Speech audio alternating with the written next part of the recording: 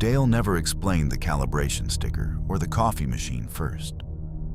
What he told me before anything else was this: sign the logbook twice a night, midnight and 4 a.m., whether a single truck comes through or not.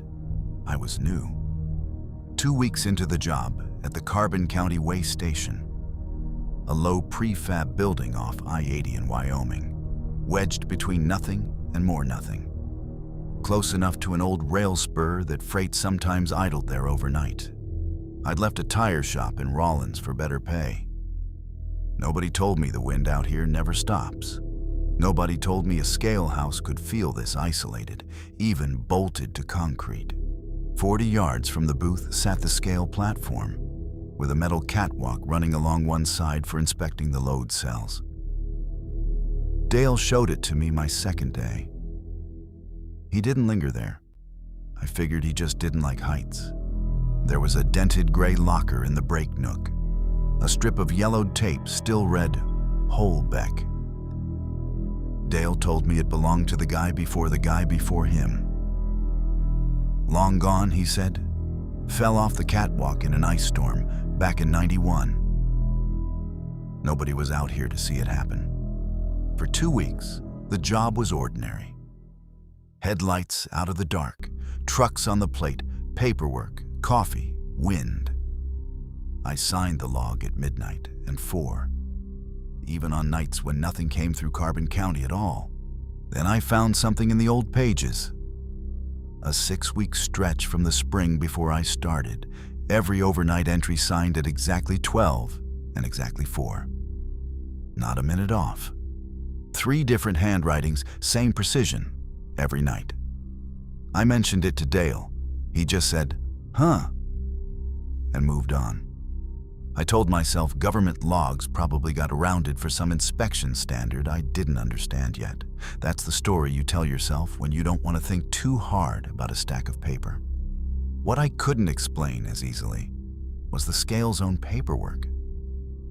The state certification sticker showed a date 11 months out, but our internal log showed a full recalibration 9 days earlier, signed with initials I didn't recognize. I called the district office on my lunch break, expecting a shrug and a clerical excuse. The woman on the line went quiet when I read her the initials.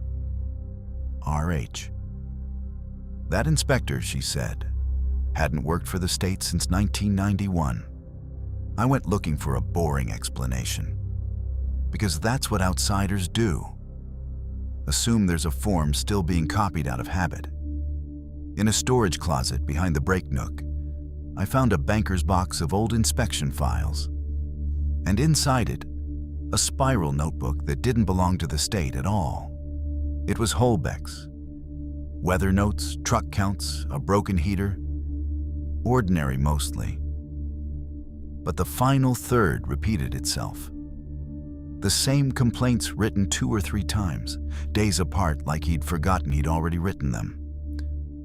A note about a loose catwalk railing, dated 3 separate times. The last entry wasn't dated at all. It said he'd signed in at 4, but didn't remember signing in at midnight. The log said he had. I didn't sleep well after that. 2 nights earlier, in my own notebook, I'd written almost the same sentence. My handwriting, ink dry, no memory of writing it at all. I brought it up with Dale one more time. He turned his thermos cap over in his hand and told me if I started writing down what I didn't remember, I'd drive myself crazy out here. Sign it, go home, stop thinking about it.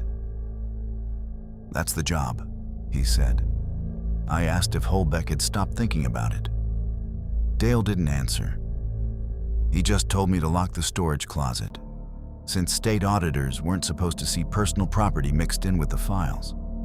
I requested a transfer to days 2 weeks later. Nothing happened, not really. Nothing you could put in a report.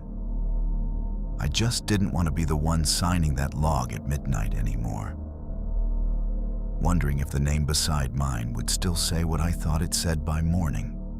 The certification sticker got corrected eventually, Nobody explained the initials or the 6 weeks of perfect timestamps, or why a dead man's handwriting kept circling the same worry 3 different ways. My new supervisor told me all the pre-2003 logs had been digitized, the paper originals destroyed years ago. I never mentioned the banker's box still sitting in that closet. As far as the state is concerned, that notebook doesn't exist.